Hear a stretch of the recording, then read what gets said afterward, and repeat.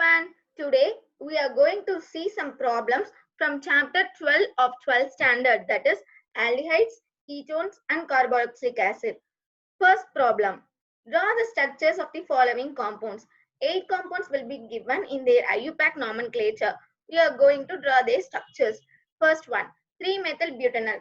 So but, 4 carbon skeleton, suffix al denotes a presence of aldehyde group, 3-methyl, a methyl group attached in the third position. So the structure is given as like this. 4 carbon atoms, there is an aldehyde group and methyl group is attached to the third carbon atom. Second one, para-nitropropionone. Phenone is an aryl ketone where a phenyl group is attached to the carbonyl carbon. Here, the carbonyl group is in the form of propyl and there is a nitro substitution in the para position. Therefore, the structure will be like this. Benzene ring with the keto group in the form of propyl and there is a nitro group in the para position. Third one, para-methyl benzaldehyde. So, benzene ring with an aldehyde group with methyl group at the para position. Fourth one, 4-methyl pent 3-ene-2-one. So pent, the compound has 5 carbon atoms. The second carbon is in the form of ketone. There is a double bond in the third carbon atom. A methyl group is attached to the fourth carbon atom. So 5 carbon atom. The second carbon is in the form of ketone. There is a double bond attached to the third carbon atom and methyl group attached to the fourth carbon atom. Fifth one, 4-chloropentane-2-one. So the compound has 5 carbon atoms. The second carbon is in the form of ketone. The chloro group is attached in the fourth carbon atom as given. Sixth one, 3-bromo-4-phenyl pentanoic acid. So pent, again 5 carbon skeleton, but the carbon, one of the carbon is in the form of acid group. There are 2 substituents. Bromo substituent in the attached to the third carbon atom and the phenyl substitution attached to the fourth carbon atom. See, 5 carbon compound. Fifth carbon is one of the carbon is in the form of acid. There is a bromine group attached to the third carbon atom and phenyl group in the fourth carbon atom. Seventh one, para-para-dihydroxybenzophenone. So phenone group you already know. So there is a benzene group attached to the phenyl group and there are 2 hydroxyl group para to each other. Therefore, the structure will be denoted in this way. Eighth one, X2-ene-4-ionic acid. So the parent skeleton has 6 carbon atom.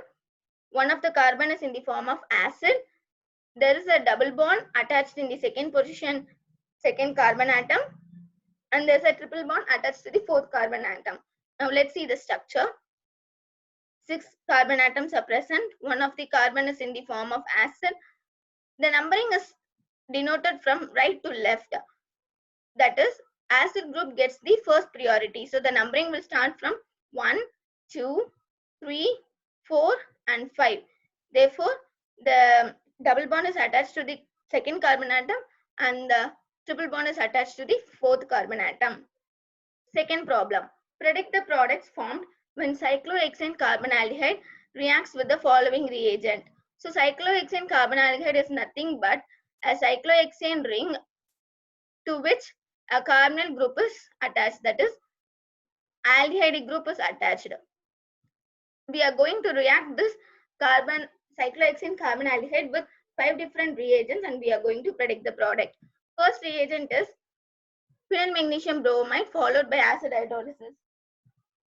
So first phenyl magnesium bromide reacts as the C double bond O gets cleaved as C plus and O minus and the phenyl group, electronegative phenyl group attacks the carbonyl carbon and MgBr gets attached to the oxygen leading to the formation of this intermediate which on hydrolysis gets converted into this product, that is OMgBr gets converted into OH. This product is named as cyclohexyl phenyl carbinol.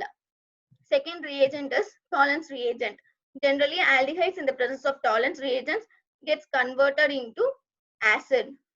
The same is what happens here. The aldehyde group gets converted into acid and the silver in the Tollens reagent gets precipitated as silver mirror, and the amine group intolerance reagent gets evolved as ammonia gas. The third reagent is semicarbazide. Aldehydes and ketones react with semicarbazide to give semicarbazone as the product. The aldehydes react with semicarbazone to give semicarbazide and give semicarbazone as the product. Here the C plus and O minus will be formed. One of the hydrogen gets attached to oxygen, and this electronegative nitrogen attacks the carbonyl carbon, forming a structure like this: CH, OH with NH group attached to the carbon atom, and the remaining NHCO and NH will remain as such. Then it undergoes hydrolysis, dehydration. That is, OH will leave us OH minus, and the bond between NH will get shifted to carbon and nitrogen, forming a double bond between them, leading to the formation of cyclohexane carbonyl semicarbazone. Fourth reagent is excess ethanol and acid. Here, diethyl alcohol will be formed. How it is forming? One of the ethanol gets cleaved as OH minus and C2H5 plus, while the other gets cleaved as H plus and C2H5O minus. So the carbonyl, you as usually know, C plus, it gets cleaved as C plus and O minus.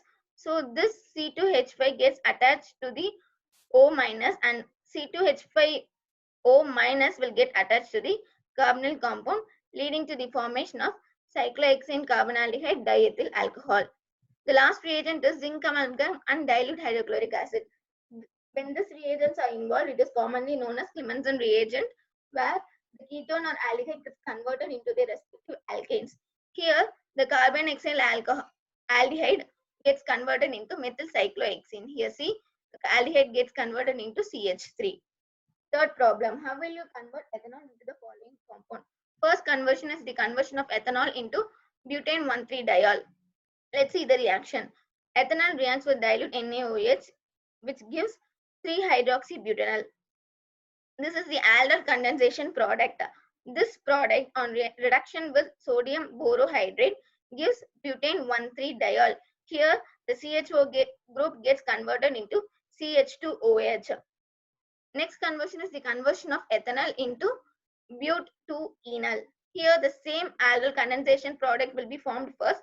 Then the product is heated, where a molecule of water gets eliminated, leading to the formation of but2-enol. Third conversion is the conversion of ethanol into but2-enoic acid. Here, two steps are followed from the similar reaction. That is, first aldol condensation product will be formed, then dehydration step follows. The aldehyde formed as the result of dehydration reacts with Tollens reagent to give but2-enoic acid. Fourth problem, an organic compound A with molecular formula C8H16O2 was hydrolyzed with dilute sulfuric acid to give a carboxylic acid B and an alcohol C. Oxidation of C with chromic acid produced B. C on dehydration gives but1-ene. Write equations for the reactions involved. First, we will sum up the given data. Organic compound A on acid hydrolysis gives carboxylic acid B and alcohol C. When an organic compound and on acid hydrolysis gives acid and an alcohol, then it must surely be an ester. So A must be an ester. Further, the alcohol formed on oxidation gives carboxylic acid B. Then the carboxylic acid B on dehydration gives but1-ene.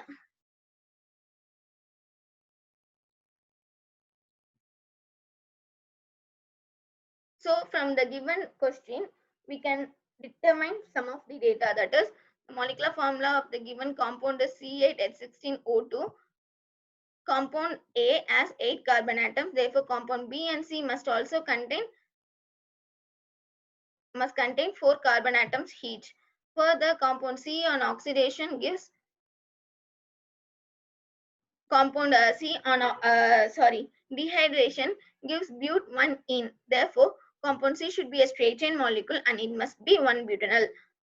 So 1-butanol on oxidation gives butanoic acid, which must be the compound B. So we have already said compound A is an ester form. So the ester form with the molecular formula C8H16O2 is butyl butanoate. We will confirm this findings with the reactions. Butyl butanoate on reaction with dilute acid gives butanoic acid and 1-butanol as the product. This 1-butanol on oxidation with chromic oxide gives butanoic acid and on dehydration gives but1-ene. Fifth problem. An organic compound contains 69.77% carbon, 11.63% hydrogen, and rest oxygen. The molecular mass of the compound is 86. It does not reduce tolerance reagent but forms an addition compound with sodium hydrogen sulfide and gives positive iodoform test.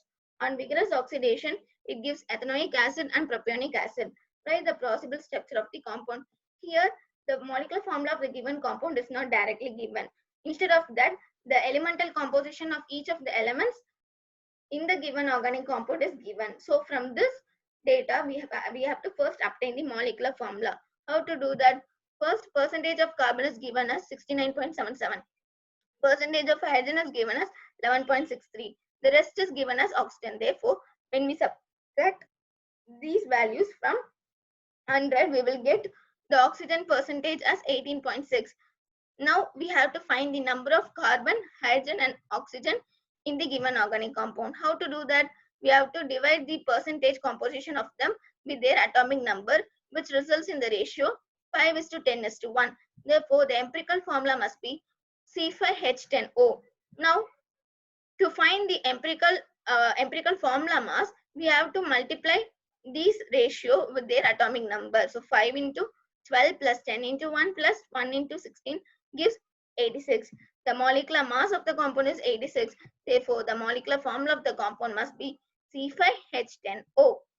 Now, what are the data we obtained from this question? We have found that the molecular formula of the given compound is C5H10O. But the compound does not reduce tolerance reagent. Therefore, it must not be an aldehyde. But it gives an addition product with sodium hydrogen sulfide and gives positive test for iodoform.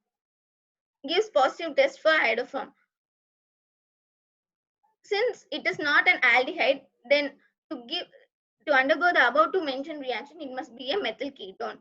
Therefore, and further, it on oxidation gives ethanoic acid and propionic acid. Therefore, the given compound must be pentan-2-all. This is again confirmed by the reaction. Pentan-2-all on reaction with sodium hydrogen sulfate gives the addition product as such. C double bond O gets split into C plus and O minus. So the H gets attached to O and SO3 minus Na plus gets attached to the carbonyl compound, resulting in the addition product. Next, iodoform test. Here, NaOH reacts with iodine to give NaOI. This on reaction with pentan-2-all gives sodium butanoate and iodoform. This is a characteristic test for methyl ketone. Then pentan-2-all reacts undergoes oxidation to give ethanoic acid and propionic acid. Therefore, these reactions confirm that the given organic compound is pentan-2-all with the molecular formula C5H10O. I hope you all understood these 5 organic problems. Thank you and happy learning.